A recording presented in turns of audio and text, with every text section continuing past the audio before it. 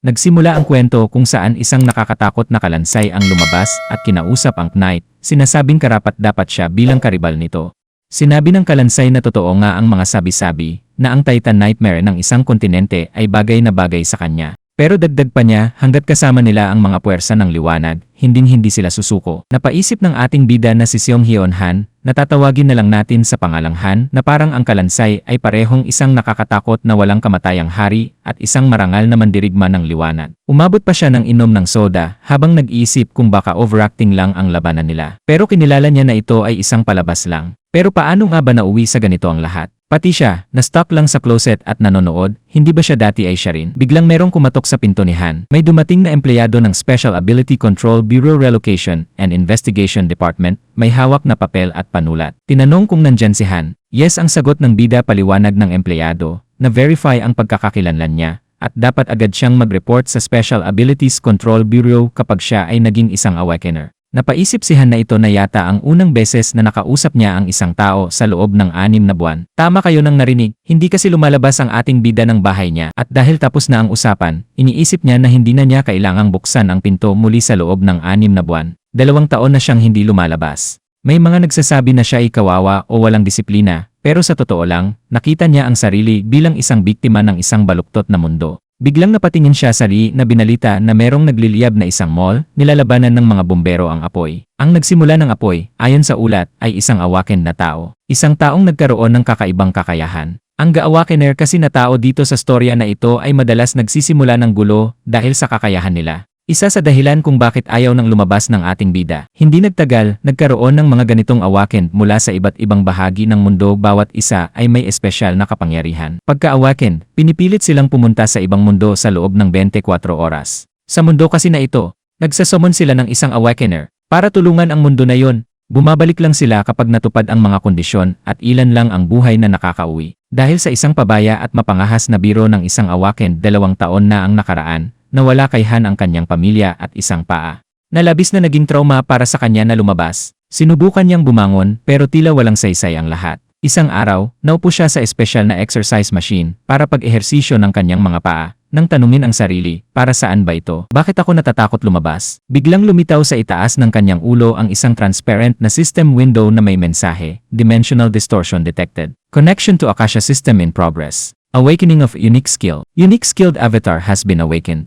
Nagsimula ang countdown, 24 na oras bago mag-transition sa ibang mundo. Sumigaw si Han sa takot, parang biro ito. Paano nangyari ng ganito kabilis?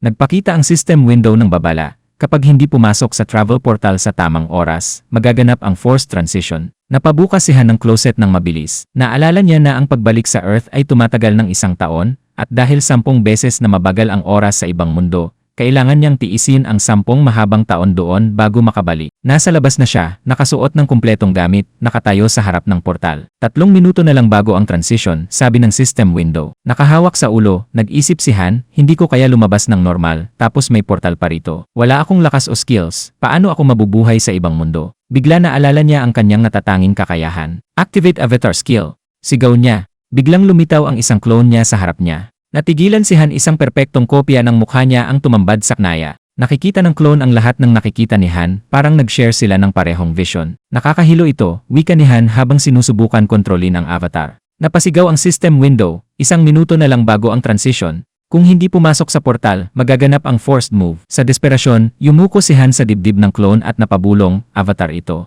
Ako rin. Sa biglaang pagkilos, pinasok ni Han ang avatar sa portal. Tinanggap ng move portal ang avatar imbes na ako. Sigaw niya sa pagkabigla. Ilang sandali lang, naramdaman ni Han na siya ay nasa isang makapal na kagubatan. Napabilis ang tibok ng puso niya sa takot. Dapat ang avatar ang pumunta dito, bakit ako nandito? Tanong niya sa sarili. Pinaliwanag ng system window na pwede siyang bumalik sa Earth gamit ang return option sa Karma Store. Pero kailangan niya munang mag-earn ng karma at 0 ang karma niya ngayon. Biglang nangitim ang paningin ni Han, hindi siya pisikal na nasa kabubatan, kundi nakikita lang niya sa mata ng avatar. Nasusuka ako, sigaw niya, at dali-dali siyang nagising sa bahay, tumakbo sa lababo para magsuka. Pagkatapos ay huminga siya ng maluwag, at least, buhay ako pagkatapos ng move, bulong niya. Pinilit ni Han na muling tawagin ang avatar. Lumabas ang isang double niya at lumapit.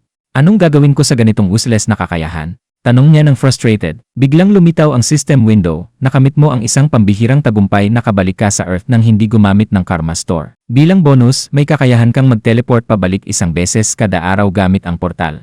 Tumaas ang karma niya, 1,910,213 points. Nabigla si Han. Ganito karami ba ang puntos na ito dahil sa pagpapadala ng avatar lang? Para itong 10 taon na pagsisikap. Paliwanag ng system, ang karma ay puntos na nakukuha base sa epekto ng tao sa ibang mundo maging mabuti, masama, o trabaho. Pwede itong gamitin para mag-upgrade ng kakayahan o makabalik sa Earth. Nag-isip si Han, baka nagkamali sila. Kailangan ko pa rin bang bumalik sa ibang mundo? Ngumiti siya, hindi ko inaasahan na gagana ito, pero ayos lang. Bakit ko pa babalikan ng Earth kung nandito na ako? Nag-alok ang system na mag-upgrade ng kanyang unique skill gamit ang 300,000 karma o mag-explore ng ibang status enhancements. Interesado si Han, pinili niyang tingnan ang status upgrade. May option na regeneration para sa 10,000 karma. Ano kaya ang regeneration? Tanong niya sa sarili. Pinindot niya ang buton. Biglang may kakaibang pakiramdam sa kanyang mga paa. Tumingin si Han sa kanyang mga paa nang may pagkamangha. Ganap na gumaling ang mga sugat at pinsalang naging dahilan ng kanyang kalungkutan at pag-iisa. Na-update ng system, ang regeneration ability mo ay lumampas na sa standard level 1 threshold.